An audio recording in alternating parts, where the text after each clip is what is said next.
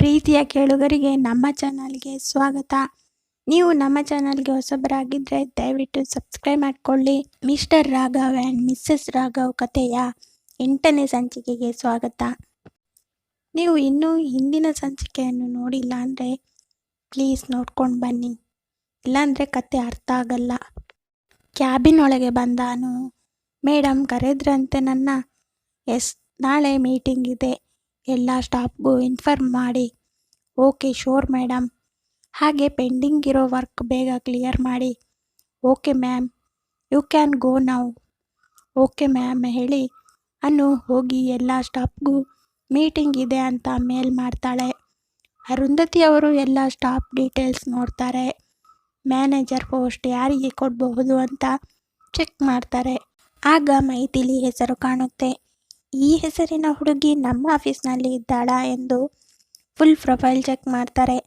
ಈ ಹುಡುಗಿ ರಿಸೈನ್ ಮಾಡಿದ್ದಾಳೆ. ಆ ಗಾಳಿಪಟದಲ್ಲಿರುವ ಹೆಸರಿನ ಹುಡುಗಿ ಇವಳೇನಾ? ಅವಳೇ ಇವಳು ಆಗಿರಬಹುದು. ಯಾಕೆ ರಿಸೈನ್ ಮಾಡಿದ್ದಾಳೆ? ರಾಘವ್ ಹೇಳಿರಬಹುದಾ ರಿಸೈನ್ ಮಾಡೋಕೆ? ಹೌದು, ನಮ್ಮ ಆಫೀಸ್ ಸ್ಟಾಫ್ನ ಲವ್ ಮಾಡಿದರೆ ಶೇಮ್ ಆಗುತ್ತೆ ಅಂತ ಕೆಲಸ ಬಿಡೋಕ್ಕೆ ಹೇಳಿರ್ತಾನೆ. ಅವಳ ಫೋಟೋ ನೋಡ್ತಾರೆ. ಪಾಸ್ಪೋರ್ಟ್ ಸೈಜ್ ಫೋಟೋ ಇರುತ್ತೆ. ಮನೆ ಅಡ್ರೆಸ್ ನೋಡ್ತಾರೆ. ಅಡ್ರೆಸ್ ಕಲೆಕ್ಟ್ ಮಾಡಿ, ರಾಘವ್, ನನ್ನಿಂದ ಮುಚ್ಚಿಡ್ತೀಯ ನಿನ್ನ ಲವ್ ವಿಷಯ? ನೋಡ್ತಾ ಇರು, ನಿಂಗೆ ಸರ್ಪ್ರೈಸ್ ಕೊಡ್ತೀನಿ. ನಿನ್ನ ಮಮ್ಮಿ ಕಣೋ ನಾನು. ನೀನು ಇಷ್ಟಪಟ್ಟಿರೋದು ನಿಂಗೆ ಸಿಗೋ ಹಾಗೆ ಮಾಡ್ತೀನಿ. ಫಸ್ಟ್ ಆ ಹುಡುಗಿ ಮನೆಗೆ ಹೋಗಿ ನೋಡಬೇಕು ಅಂತ ಅಂದ್ಕೊಂಡು ಅಲ್ಲಿಂದ ಹೊರಡ್ತಾರೆ. ಡ್ರೈವರ್ಗೆ ಅಡ್ರೆಸ್ ಕೊಟ್ಟು ಈ ಅಡ್ರೆಸ್ಗೆ ಹೋಗು ಹೇಳ್ತಾರೆ. ಹೋಗುವಾಗ ಯೋಚನೆ ಮಾಡ್ತಾರೆ, ಆ ಹುಡುಗಿ ಒಳ್ಳೆಯವಳು ಆಗಿದ್ದಿದ್ರೆ ರಾಘವ್ ಸ್ವಲ್ಪನಾದರೂ ಸರಿಯಾಗುತ್ತಿದ್ದ. ಆ ಹುಡುಗಿ ಆಸ್ತಿಗೋಸ್ಕರ ಇವನ ಜೊತೆ ಇದ್ದಾಳೆ. ನಿಜವಾಗಿ ಅವಳು ಇವನನ್ನು ಇಷ್ಟಪಟ್ಟಿಲ್ಲ. ಒಳ್ಳೆ ಹುಡುಗಿ ಆಗಿದ್ದರೆ ಬಡ ಹುಡುಗಿ ಆಗಿದ್ರೂ ಮದುವೆ ಮಾಡಿಸಬಹುದಿತ್ತು. ಆದರೆ ಇವಳು ರಾಘವ್ನ ಆಸ್ತಿ ನೋಡಿ ಬಂದವಳು. ಈ ಸಂಬಂಧ ಬೇಡ, ಹೇಗಾದರೂ ಮಾಡಿ ಅವಳನ್ನು ರಾಘವ್ನಿಂದ ದೂರ ಮಾಡೋದೇ ಒಳ್ಳೆಯದು ಅಂದ್ಕೊಳ್ತಾರೆ. ಅಷ್ಟರಲ್ಲಿ ಡ್ರೈವರ್ ಕಾರು ನಿಲ್ಲಿಸಿ ಇದೇ ಅಡ್ರೆಸ್ ಹೇಳ್ತಾನೆ. ಯಾವ ಮನೆ ಕೇಳ್ತಾರೆ ಅರುಂಧತಿ. ಡ್ರೈವರಿಗೆ ಮೈಥಿಲಿ ಮನೆ ಗೊತ್ತಿರುವುದರಿಂದ ಇದೇ ಎಲ್ಲೋ ಪಾಯಿಂಟ್ ಇರೋ ಮನೆ ಹೇಳ್ತಾನೆ. ಓಕೆ, ಈಗ ಬರ್ತೇನೆ ಹೇಳಿ ಹೋಗ್ತಾರೆ. ನಾನು ಬರ್ತೀನಿ ನಿಮ್ಮ ಸೇಫ್ಟಿಗೆ ಮೇಡಮ್, ಈ ಏರಿಯಾ ಜನ ಸರಿ ಇರಲ್ಲ. ಓಕೆ ಬಾ ಹೇಳಿ ಹೋಗ್ತಾರೆ. ಮಿಡಲ್ ಕ್ಲಾಸ್ ಮನೆ ಆಗಿರುವುದರಿಂದ ಏರಿಯಾದಲ್ಲಿ ಯಾರಾದರೂ ಬಂದರೆ ಅಕ್ಕಪಕ್ಕದ ಮನೆಯವರು ಎಲ್ಲರೂ ಹೊರಗೆ ಬಂದು ನೋಡ್ತಾರೆ. ಅರುಂಧತಿ ಅವರನ್ನು ನೋಡಲು ಕಿಟಕಿಯಲ್ಲಿ ಬಾಗಿಲಿನ ಮುಂದೆ ನಿಂತು ನೋಡ್ತಾ ಇರ್ತಾರೆ. ಇಷ್ಟೊಂದು ದೊಡ್ಡ ಕಾರಲ್ಲಿ ಯಾರು ಬಂದಿದ್ದಾರೆ ಎಂದು ಅವರವರೇ ಮಾತಾಡಿಕೊಳ್ತಾರೆ. ಅವರ ಸೀರೆ ನೋಡೆ, ಒಳವೆ ನೋಡ್ರಿ ಕಮಲಮ್ಮ, ಅಬ್ಬ ಎಷ್ಟು ಶ್ರೀಮಂತರು. ಪಾರು ಸೀರಿಯಲ್ನಲ್ಲಿ ಅಖಿಲಾಂಡೇಶ್ವರಿ ಅವರನ್ನೇ ನೋಡಿದಾಗೆ ಆಗುತ್ತೆ ಅಲ್ವೇನ್ರಿ ಸುಜಾತ? ಇಲ್ಲ, ಅವರ ಅಷ್ಟು ಒಡವೆ ಇಲ್ಲ ಇವರ ಹತ್ರ ಅಂತ ಸುಜಾತ ಹೇಳ್ತಾರೆ. ಅಷ್ಟರಲ್ಲಿ ಅರುಂಧತಿ ಅವರು ದೇವಿ ಮನೆ ಹತ್ರ ಹೋಗಿ ಯಾರಿದ್ದೀರಾ ಅಂತ ಕರೀತಾರೆ. ಆಗ ಅಕ್ಕಪಕ್ಕದವರಿಗೆ ಶಾಕ್ ಆಗುತ್ತೆ. ದೇವಿ ಮನೆಗೆ ಹೋದ್ರು ನೋಡ್ರಿ ಅಂತ ಎಲ್ಲರೂ ಕಣ್ಣು ಬಾಯಿ ಬಿಟ್ಟು ನೋಡ್ತಾ ಇರ್ತಾರೆ. ದೇವಿ ಮಲಗಿದ್ದವಳು ಇಷ್ಟೊತ್ತಲ್ಲಿ ಯಾರು ಬಂದರು ನೆಮ್ಮದಿಯಾಗಿ ಮಲಗೋಕ್ಕೂ ಬಿಡಲ್ಲ. ಭಿಕ್ಷುಕರು ಬಂದಿರಲಿ, ಪೊರಕೆಯಲ್ಲಿ ಪೂಜೆ ಮಾಡ್ತೀನಿ ಹೇಳಿ ಗೊಣಗುತ್ತಾ ಬಂದು ನೋಡ್ತಾಳೆ. ಮುಂದೆ ಅರುಂಧತಿಯವರನ್ನು ನೋಡಿ ಶಾಕ್ ಆಗಿ ಲಕ್ಷ್ಮಿ ನಮ್ಮನೆಗೆ ಬಂದಿದ್ದಾಳೆ ಅಂದ್ಕೊಂಡು ಖುಷಿಯಲ್ಲಿ ನಿಂತಲ್ಲೇ ನಿಂತು ಬಿಡ್ತಾಳೆ. ಅರುಂಧತಿಯವರು ಹಲೋ ಹಲೋ ಅಂತ ಕರೀತಾರೆ. ದೇವಿ ಶಾಕಿಂದ ಹೊರಗೆ ಬರ್ತಾಳೆ. ಹಾಂ ಹೇಳಿ, ನಿಮ್ಮ ಮಗಳು ಇದ್ದಾಳಾ? ಅವಳು ಇಲ್ಲ. ನೀವು ಯಾರು ಅಂತ ಕೇಳ್ತಾಳೆ ದೇವಿ. ರಾಘವ್ ರಾವ್ ಗೊತ್ತಾ? ಈ ಹೆಸರು ಎಲ್ಲೋ ಕೇಳಿದ್ದೀನಿ ಅಂತ ಯೋಚನೆ ಮಾಡ್ತಾಳೆ. ಹೋ, ಪ್ರಿಯಾ ಹೇಳಿದ್ಲು. ಹ್ಞೂ, ನನ್ನ ಮಗಳಿಗೆ ಗೊತ್ತು, ಬನ್ನಿ ಒಳಗೆ ಬನ್ನಿ ಅಂತ ಕರೀತಾಳೆ. ಒಳಗೆ ಹೋಗ್ತಾರೆ. ಡ್ರೈವರ್ ಹೊರಗೆ ನಿಲ್ತಾನೆ. ಕೂತ್ಕೊಳ್ಳಿ, ಚಿಕ್ಕ ಮನೆ, ಸ್ವಲ್ಪ ಅಡ್ಜಸ್ಟ್ ಮಾಡಿಕೊಳ್ಳಿ, ಪರವಾಗಿಲ್ಲ. ಮೈಥಿಲಿ ದೇವಿ ಮಗಳು ಅಂದ್ಕೊಂಡು ಅರುಂಧತಿ ಅವರು ದೇವಿ ಜೊತೆ ಮಾತಾಡ್ತಾರೆ. ಮಗಳು ಎಲ್ಲಿದ್ದಾಳೆ? ಅವಳು ಇಲ್ಲೇ ಫ್ರೆಂಡ್ ಮನೆಗೆ ಹೋಗಿದ್ದಾಳೆ. ಸರಿ, ನೇರವಾಗಿ ವಿಷಯಕ್ಕೆ ಬರ್ತೀನಿ ಹೇಳಿ. ನಿಮ್ಮ ಮಗಳು ರಾಘವ್ನ ಲವ್ ಮಾಡ್ತಿದ್ದಾಳೆ. ಹೌದು ಹೌದು, ನನ್ನ ಮಗಳಿಗೆ ನಿಮ್ಮ ಮಗ ಅಂದರೆ ತುಂಬ ಇಷ್ಟ. ಮದುವೆ ಆದರೆ ಅವನನ್ನೇ ಅಂತ ಹೇಳ್ತಾ ಇರ್ತಾಳೆ. ಹೋ, ನಿಮ್ಮ ಜೊತೆನೂ ಹೇಳಿದ್ದಾಳಾ? ಹ್ಞೂ, ನೀವು ಮದುವೆ ವಿಷಯ ಮಾತಾಡೋಕ್ಕೆ ಬಂದಿದ್ದೀರಾ? Stop it, ಮದುವೆನಾ? ನಿಮ್ಮಂಥವರು ಶ್ರೀಮಂತ ಹುಡುಗನ ಬುಟ್ಟಿಗೆ ಹಾಕೊಳ್ಳೋಕೆ ಕಾಯ್ತಾ ಇರ್ತೀರಿ ಅಲ್ವಾ? ನಿಮ್ಮ ಯೋಗ್ಯತೆ ಏನು? ನಮ್ಮ ಸಂಬಂಧ ಕೇಳೋಕೆ ನಾಚಿಕೆ ಆಗಲ್ವಾ ನಿಮಗೆ? ಆಸೆ ಪಡೋದಕ್ಕೆ ಮಿತಿ ಇರಬೇಕು.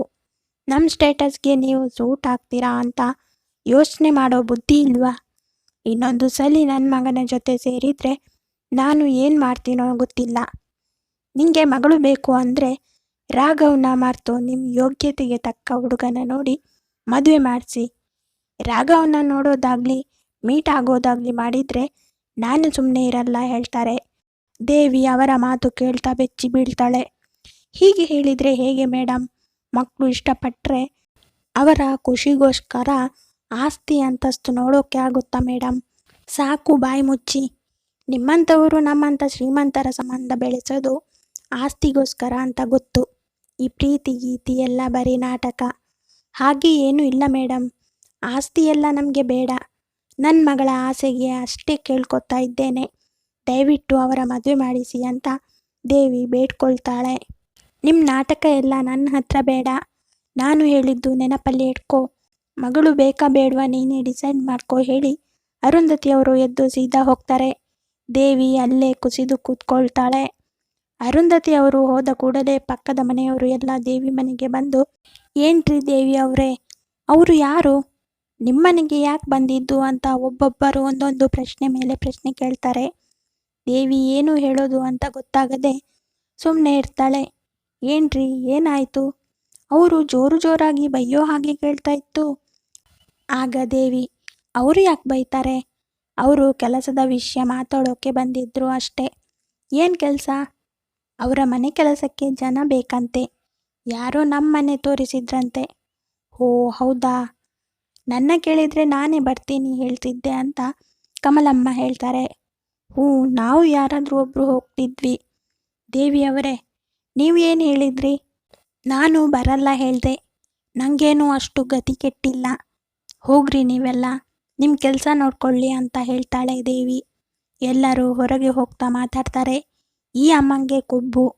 ಆ ಹುಡುಗಿ ಕೈಲಿ ದುಡಿಸ್ಕೊಂಡು ತಿಂತಾಳೆ. ಇವಳು ಕೆಲಸ ಮಾಡಿದರೆ ಸವೆದು ಹೋಗೋ ಹಾಗೆ ಆಡ್ತಾಳೆ.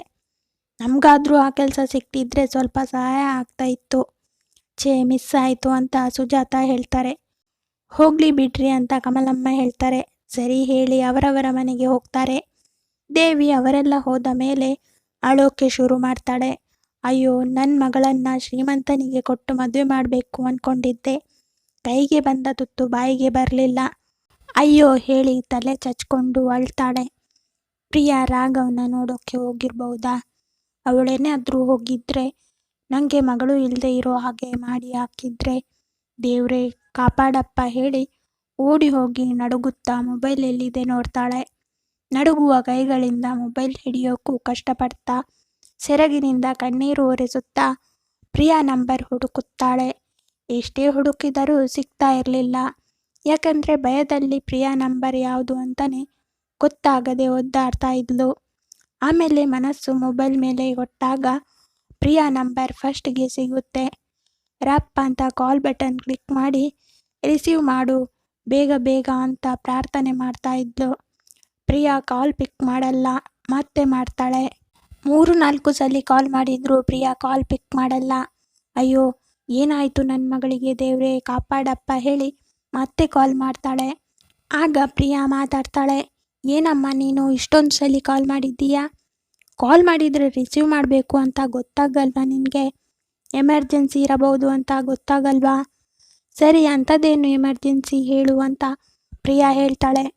ನೀನು ಈಗ ಎಲ್ಲಿದ್ದೀಯಾ? ಫ್ರೆಂಡ್ ಬರ್ತ್ಡೇ ಪಾರ್ಟಿನಲ್ಲಿ ಇದ್ದೀನಿ. ಪಾರ್ಟಿನಾ? ಅಯ್ಯೋ ದೇವ್ರೇ, ಆ ರಾಘವ್ ಏನಾದರೂ ಬಂದಿದ್ರೆ ನನ್ನ ಮಗಳನ್ನು ರಾಘವ್ನ ಅಮ್ಮ ಎಲ್ಲಾದರೂ ನೋಡಿದರೆ ಅಷ್ಟೇ ಅಂದ್ಕೊಂಡು ಲೇ ಈಗಲೇ ಮನೆಗೆ ಬಾ ಹೇಳ್ತಾಳೆ ದೇವಿ. ಯಾಕೆ ಮಮ್ಮಿ? ಯಾಕೆ ಏನು ಕೇಳಬೇಡ, ಈಗಲೇ ಬಾ ಅಷ್ಟೇ. ಇಲ್ಲ ಮಮ್ಮಿ, ನಾನು ಬರಲ್ಲ ಈಗ. ಪಾರ್ಟಿ ಮುಗಿಸ್ಕೊಂಡು ಸಂಜೆ ಬರ್ತೀನಿ. ಇನ್ನು ಸ್ವಲ್ಪ ಹೊತ್ತಲ್ಲೇ ಮುಗಿಯುತ್ತೆ ಪಾರ್ಟಿ ಹೇಳಿ ಕಾಲ್ ಕಟ್ ಮಾಡ್ತಾಳೆ ಪ್ರಿಯಾ. ಇವಳಿಗೆ ಹೇಗೆ ಹೇಳಿ ದೇವ್ರೆ, ಒಂದು ಮಾತು ಕೇಳಲ್ಲ ಇವಳು ಅಂತ ಮತ್ತೆ ಕಾಲ್ ಮಾಡ್ತಾಳೆ. ಏನು ಮಮ್ಮಿ, ಮೊಬೈಲ್ ಸ್ವಿಚ್ ಆಫ್ ಮಾಡ್ತೀನಿ ಅಷ್ಟೇ ಈಗ. ಲೇ ಕೇಳು ಇಲ್ಲಿ, ರಾಘವ್ ಅಮ್ಮ ಬಂದಿದ್ರು ಕಣೆ. ಏನು? ರಾಘವಮ್ಮನ. ಏನು ಕನಸು ಕಾಣ್ತಾ ಇದ್ದೀಯ ನೀನು? ನಿಜ ಕಣೆ, ನಿನ್ ಮೇಲೆ ಆಣೆಗೂ ಬಂದಿದ್ರು. ಪ್ರಿಯಾ ಶಾಕಲ್ಲಿ ಸೈಲೆಂಟ್ ಆಗ್ತಾಳೆ. ದೇವಿ ಹಲೋ ಹಲೋ ಹೇಳ್ತಾಳೆ. ಹಾ ಮಮ್ಮಿ, ನೀನು ಈಗಲೇ ಮನೆಗೆ ಬಾ. ಪ್ರಿಯಾ ಖುಷಿಯಲ್ಲಿ ಹ್ಞೂ ಮಮ್ಮಿ ಬಂದೆ ಹೇಳಿ ಅಲ್ಲಿಂದ ಹೊರಡ್ತಾಳೆ. ಅರುಂಧತಿ ಅವರು ಮನೆಗೆ ಹೋಗಿ ಯೋಚನೆ ಮಾಡ್ತಾರೆ. ಆ ಹುಡುಗಿ ರಾಘವ್ನಿಂದ ದೂರ ಹೋಗ್ಬಹುದಾ, ಇಲ್ಲ ನನ್ನ ಮಗನ್ನ ನನ್ನಿಂದ ದೂರ ಮಾಡ್ತಾಳಾ? ಮಿಡಲ್ ಕ್ಲಾಸ್ ಜನನೇ ಹಾಗೆ, ಎಮೋಷ್ನಲ್ ಡ್ರಾಮಾದಿಂದ ಏನಾದರೂ ಮಾಡ್ತಾರೆ. ನಾನು ಹುಷಾರಾಗಿ ಹ್ಯಾಂಡಲ್ ಮಾಡಬೇಕು. ರಾಘವ್ಗೆ ಆಫೀಸ್ ಜವಾಬ್ದಾರಿ ಕೊಡಬೇಕು. ರಾಘವ್ನ ನನ್ನಿಂದ ದೂರ ಮಾಡ್ಕೊಳ್ಳಲ್ಲ. ಒಳ್ಳೆ ಹುಡುಗಿನ ನೋಡಿ ಮದುವೆ ಮಾಡಬೇಕು. ಏನಾದರೂ ನಾಟಕ ಮಾಡಿ ಆದರೂ ರಾಗ್ನ ಒಪ್ಪಿಸಬೇಕು ಎಂದು ತೀರ್ಮಾನ ಮಾಡ್ತಾರೆ. ಅಷ್ಟರಲ್ಲಿ ರಾಘವ್ ಬಂದು ಕರೀತಾನೆ. ಹೊರಗೆ ಹೋಗಿ ಏನು ರಾಗ್ ಕೇಳ್ತಾರೆ. ಮಮ್ಮಿ, ನಾನು ಹೊರಗಡೆ ಹೋಗಿ ಬರ್ತೀನಿ. ಸರಿ, ಊಟ ಮಾಡಿದ್ಯಾ? ಹ್ಞೂ ಮಮ್ಮಿ. ಹುಷಾರು, ಬೇಗ ಬಾ. ಡಿನ್ನರ್ಗೆ ಏನು ಮಾಡಲಿ ಕೇಳ್ತಾರೆ. ಫ್ರೈಡ್ ರೈಸ್ ಮಾಡು ಮಮ್ಮಿ. Okay prince. ಹಾಂ, ಒಂದು ಮಾತು. ಏನು? ನಾಳೆ ನೀನು ಆಫೀಸ್ ಬರಬೇಕು. ಶಾಕ್ನಲ್ಲಿ ವಾಟ್ ಅಂತ ಕೇಳ್ತಾನೆ ರಾಘವ್. ಎಸ್ ರಾಗ್, ನಾಳೆ ಮೀಟಿಂಗ್ ಇದೆ. ಎಲ್ಲರಿಗೂ ನಿನ್ನ ಇಂಟ್ರೊಡ್ಯೂಸ್ ಮಾಡಬೇಕು. ಡೈಲಿ ಬಂದಿಲ್ಲ ಅಂದರೂ ಪರವಾಗಿಲ್ಲ, ವೀಕಿಗೆ ಒಂದು ಸಲ ಬಂದು ನೋಡ್ಕೋ ಆಫೀಸ್ ವರ್ಕ್. ಹಾಗೆ ನಾಳೆ ಮ್ಯಾನೇಜರ್ ಪೋಸ್ಟ್ ನೀನೇ ಸೆಲೆಕ್ಟ್ ಮಾಡು ಹೇಳ್ತಾರೆ. ಮಮ್ಮಿ ನಾನಾ? ನೀನೇ ಕಂದ, ನಾನು ಇರ್ತೀನಿ ಜೊತೆಗೆ. ಓಕೆ ಮಮ್ಮಿ, ನೋಡೋಣ. Okay, take care of you ಹೇಳ್ತಾರೆ. ಓಕೆ ಬಾಯ್ ಹೇಳಿ ಹೋಗ್ತಾನೆ ರಾಘವ್. ಪ್ರಿಯಾ ಮನೆಗೆ ಬಂದು ಖುಷಿಯಲ್ಲಿ ದೇವಿನ ಇಟ್ಕೊಂಡು ಸುತ್ತುತ್ತಾಳೆ. ಮಮ್ಮಿ, ಎಷ್ಟು ಖುಷಿ ಆಗ್ತಿದೆ ಗೊತ್ತಾ? ರಾವ್ ಕಂಪನಿ ಓನರ್ ನಮ್ಮ ಮನೆಗೆ ಬಂದಿದ್ದಾರೆ ಅಂದರೆ ಚಿಕ್ಕ ವಿಷಯನಾ? ಖಂಡಿತ ರಾಘವ್ ನನ್ನ ನೋಡಿ ಮದುವೆ ಪ್ರಪೋಸಲ್ ಕೇಳೋಕೆ ಹೇಳಿರ್ತಾನೆ. ಎಷ್ಟು ಲಕ್ಕಿ ನಾನು. ಖುಷಿಯಿಂದ ಕುಣಿತಾ ಇರ್ತಾಳೆ. ದೇವಿ ಅವಳನ್ನು ನೋಡಿ ಸಪ್ಪೆ ಮುಖ ಮಾಡಿ ನಿಲ್ತಾಳೆ. ಯಾಕೆ ಮಮ್ಮಿ, ನಿಂಗೆ ಖುಷಿ ಇಲ್ವಾ? ಏನಂದ್ರು ಅಂತ ಕೇಳ್ತಾಳೆ. ಬಾ ಕೂತ್ಕೋ ಹೇಳಿ ಪ್ರಿಯಾ ಕೈ ಹಿಡ್ಕೊಂಡು ರೂಮ್ಗೆ ಕರ್ಕೊಂಡು ಹೋಗ್ತಾಳೆ. ಏನು ಮಮ್ಮಿ, ನಾನು ಹೇಳೋ ಮಾತು ಸರಿಯಾಗಿ ಕೇಳು, ಹಾಗೆ ಹೃದಯನ ಗಟ್ಟಿ ಮಾಡ್ಕೋ. ಹ್ಞೂ ಮಮ್ಮಿ ಅಂತ ಖುಷಿಯಿಂದ ನಗ್ತಾ ಹೇಳ್ತಾಳೆ. ರಾಘವ್ ಅಮ್ಮ ಬಂದಿದ್ರು. ನೀನು ರಾಘವ್ನ ಲವ್ ಮಾಡ್ತಿರೋ ವಿಷಯ ಅವರಿಗೆ ಗೊತ್ತಾಗಿದೆ. ಹೌದಾ? ಮದುವೆ ವಿಷಯ ಮಾತಾಡೋಕ್ಕೆ ಬಂದಿದ್ರು ಅಲ್ವಾ? ಮಮ್ಮಿ, ಇವತ್ತು ಎಷ್ಟು ಖುಷಿ ಆಗ್ತಿದೆ ಅಂದರೆ ಹೇಳೋಕ್ಕೆ ಸಾಧ್ಯ ಇಲ್ಲ ಅದನ್ನು. ಜಾಸ್ತಿ ಖುಷಿ ಪಡಬೇಡ ಪ್ರಿಯಾ, ದುಃಖ ಅದಕ್ಕಿಂತ ಜಾಸ್ತಿ ಸಿಗುತ್ತೆ. ಯಾಕೆ ಮಮ್ಮಿ, ಏನಾಯಿತು? ಹ್ಞೂ ಕಣೆ, ಅವರು ಹೇಳಿದರು ನೀನು ರಾಘವ್ನ ಲವ್ ಮಾಡಬಾರ್ದು ಅಂತೆ, ಅವನ್ನ ಮೀಟ್ ಆಗಬಾರ್ದು ಅಂತೆ. ಪ್ರಿಯಾ ಶಾಕಲ್ಲಿ ಮೌನಿ ಆಗ್ತಾಳೆ. ಪ್ರಿಯಾ ಪ್ರಿಯಾ ಅವರ ಆಸ್ತಿಗೋಸ್ಕರ ಅವನ ಹಿಂದೆ ಬಿದ್ದಿದ್ದು ಅಂದ್ಕೊಂಡಿದ್ದಾರೆ. ಎಷ್ಟೇ ಕೇಳ್ಕೊಂಡ್ರೂ ಒಪ್ಪಲಿಲ್ಲ ಅವರು. ರಾಘವನ ಮರ್ತು ಬಿಡು, ನಿಂಗೆ ನಾನು ಒಳ್ಳೆ ಹುಡುಗನ ಹುಡುಕ್ತೀನಿ ಪ್ರಿಯಾ. ಮಮ್ಮಿ, ಅಷ್ಟು ಶ್ರೀಮಂತ ಅಷ್ಟು ಚೆನ್ನಾಗಿರೋ ಹುಡುಗ ಎಲ್ಲಿ ಸಿಗ್ತಾನೆ? ಅಷ್ಟು ಶ್ರೀಮಂತ ಅಲ್ಲ ಅಂದರೂ ತಕ್ಕ ಮಟ್ಟಿಗೆ ಇರೋನು ಸಿಗ್ತಾನೆ ಕಣೆ. ರಾಘವ್ ಬೇಡ, ಅವನು ಇದ್ದಲ್ಲಿ ನೀನು ಹೋಗಬಾರ್ದು ಇನ್ನು. ಹಾಗಂತ ಮಾತು ಕೊಡು ಹೇಳ್ತಾರೆ ದೇವಿ. ಯಾಕೆ ಮಮ್ಮಿ ಹಾಗೆಲ್ಲ ಹೇಳ್ತೀಯಾ? ದೊಡ್ಡೋರು ಸಹವಾಸ ಬೇಡ ಕಣೆ ನಮಗೆ. ಅವನು ಹೋಗೋ ಪಾರ್ಟಿಗೆ ನೀನು ಹೋಗಬಾರ್ದು. ಅವನು ಎಲ್ಲಾದರೂ ಕಾಣಿಸಿದ್ರೆ ನೀನು ಅಲ್ಲಿ ನಿಲ್ಬೇಡ. ಮಮ್ಮಿ, ರಾಘವ್ಗೆ ನಾನು ಇಷ್ಟ ಅನಿಸುತ್ತೆ. ಹೇಳಿದ್ದು ಅರ್ಥ ಮಾಡ್ಕೋ ಪ್ರಿಯಾ. ಅವನು ಇಷ್ಟಪಟ್ಟರೆ ಸಾಕ, ಅವನ ಅಮ್ಮ ಒಪ್ಕೋಬೇಕಲ್ಲ. ರಾಘವ್ ಒಪ್ಪಿಸಬಹುದು ಅಲ್ವಾ ಮಮ್ಮಿ? ಆಗ ದೇವಿ ಕೋಪದಲ್ಲಿ, ಲೇ, ನೀನು ಬದುಕಿದ್ರೆ ತಾನೇ ಮದುವೆ ಆಗೋದು. ಅವರು ನಿನ್ನ ಜೀವಕ್ಕೆ ಏನಾದರೂ ಮಾಡಿದರೆ ಏನೇ ಮಾಡೋದು? ಹ್ಞೂ ಮಮ್ಮಿ, ನೀನು ಹೇಳಿದ್ದು ನಿಜ. ಬೇಡ ದೊಡ್ಡೋರು ಸಹವಾಸ. ದುಡ್ಡಿರೋರು ಏನು ಬೇಕಾದರೂ ಮಾಡ್ತಾರೆ. ಫಿಲ್ಮ್ನಲ್ಲಿ ನೋಡ್ತಾ ಇರ್ತೀವಿ ಅಲ್ವಾ ನಾವು, ಸುಫಾರಿ ಕೊಟ್ಟು ಸಾಯಿಸೋದು. ಹ್ಞೂ ಕಣೆ. ಸ್ವಲ್ಪ ದಿನ ನೀನು ಎಲ್ಲೂ ಹೋಗಬೇಡ. ಸರಿ ಮಮ್ಮಿ ಹೇಳಿ ಇಬ್ಬರು ಭಯದಲ್ಲೇ ಏನೇನೋ ಯೋಚನೆಯಲ್ಲಿ ಮುಳುಗುತ್ತಾರೆ. ಅಷ್ಟರಲ್ಲಿ ಮೈಥಿಲಿ ಬರ್ತಾಳೆ. ಡೋರ್ ಸೌಂಡ್ ಕೇಳಿ ದೇವಿ ಮತ್ತು ಪ್ರಿಯಾ ಭಯದಲ್ಲಿ ನಡುಗುತ್ತಾ ನಿಧಾನವಾಗಿ ರೂಮ್ ಬಾಗಿಲು ತೆಗೆದು ಇಣುಕಿ ನೋಡ್ತಾರೆ. ಮೈಥಿಲಿ ದೇವಿ ಮತ್ತು ಪ್ರಿಯಾನ ದಿಟ್ಟಿಸಿ ನೋಡ್ತಾಳೆ. ಇವರು ಯಾಕೆ ಇಣುಕಿ ನೋಡ್ತಾರೆ ಅಂತ. ಅವಳ ಹಿಂದೆ ಯಾರಾದರೂ ಇದ್ದಾರಾ ನೋಡ್ತಾಳೆ. ಯಾರೂ ಇಲ್ಲ. ಆಗ ದೇವಿ ಮತ್ತು ಪ್ರಿಯಾ ನೆಟ್ಟಾಗಿ ನಿಂತು ಈ ಮೂದೇವಿನ ಮೈಥಿಲಿ ಏನು ಅಂತ ಸನ್ನೆ ಮಾಡಿ ಕೇಳ್ತಾಳೆ. ಏನಿಲ್ಲ ಹೋಗೆ ಹೇಳ್ತಾಳೆ ದೇವಿ. ಮಮ್ಮಿ, ಇನ್ನು ನಾವು ಇದೇ ಥರ ಭಯದಲ್ಲೇ ಇರಬೇಕಾ? ಇಲ್ಲ ಕಣೆ, ನೀನು ರಾಘವ್ನ ನೆರಳು ಕೂಡ ನೋಡಬಾರ್ದು. ಹಾಗಿದ್ರೆ ಏನೂ ಆಗಲ್ಲ. ಹಾಗಾದರೆ ನಾನು ಮನೆ ಬಿಟ್ಟು ಹೋಗ್ಬೇಕು ಮಮ್ಮಿ. ಕತೆ ಮುಂದುವರಿಯುವುದು. ಈ ಕತೆ ಇಷ್ಟ ಆಗಿದ್ದರೆ ಲೈಕ್ ಮಾಡಿ, ಶೇರ್ ಮಾಡಿ. ಸಬ್ಸ್ಕ್ರೈಬ್ ಮಾಡದವರು ದಯವಿಟ್ಟು ಸಬ್ಸ್ಕ್ರೈಬ್ ಮಾಡಿಕೊಳ್ಳಿ. ಧನ್ಯವಾದ.